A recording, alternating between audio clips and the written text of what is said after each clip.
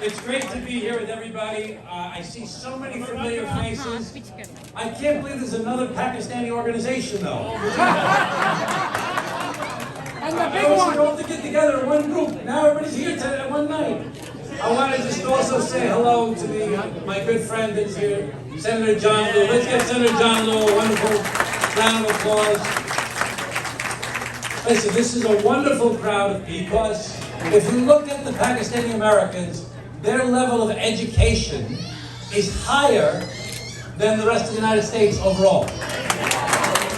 Their level of success as entrepreneurs, as doctors, as business owners is really just remarkable. And the great thing about America is that it doesn't matter where you came from. It doesn't matter whether you've been here for 5 generations or for 5 years. If you come to this country and you adopt the ideals of the United States of America, you're an American. You can't move to Rome and become Italian.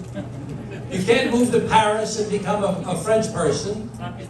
You can't move to Islamabad and become a Pakistani. You can't move anywhere in the world except for one place. You can move to the United States of America, adopt the ideas of America, and you're an American. Now, the challenge we face in our country right now is that the fundamental basic concept that is America, which is that all men and women are created equal and are, because of their humanity, infused with a divine spark as a human being. We don't live up to that idea. Too often, we don't live up to the idea that all men and women are created equal. The history of America is replete with examples of people being discriminated against. The first settlers, first the Native Americans were here, but first you had the Dutch, and then the Dutch discriminated against the English. And then the Dutch and the English discriminated against the Germans. And then the Dutch and the English and the Germans discriminated against the Irish. And then the Dutch and the English and the Germans and the Irish discriminated against the Italians and the Jews. Then we see the Muslims getting picked on. We see the Latinos getting picked on. We've seen anti-Asian violence. And African Americans have been treated worse than anybody. America's history is replete with discrimination. It is the job of you and me to work together to get America to live up to the ideas that it's supposed to stand for. We have to do that work every single day, because America is not a place as much as it is an idea. And to make that idea work needs all the people to do it. Now, I've spoken about this before with many of my friends here before, so I don't want to bore them. But my father was born in Italy and came to the United States as a young boy. And when he turned 18 years old, in his yearbook they said, "What is your goal in life?"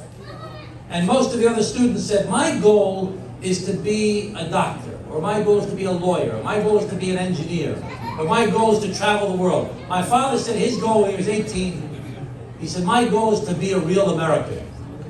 Now, I saw that when I was a little boy. I said, who thinks of that when they're 18? But when my father died in 2016, 2 weeks before my election, I realized that he turned 18 years old in 1939. And the Italians, through Mussolini, had teamed up with the Germans through Hitler. And nobody in America trusted the Italians. They thought they were either all fascists, or they were in the mafia, or they were no good.